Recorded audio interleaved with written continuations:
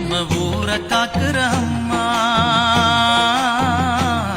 அவ பேரு பொட்டு அம்மா.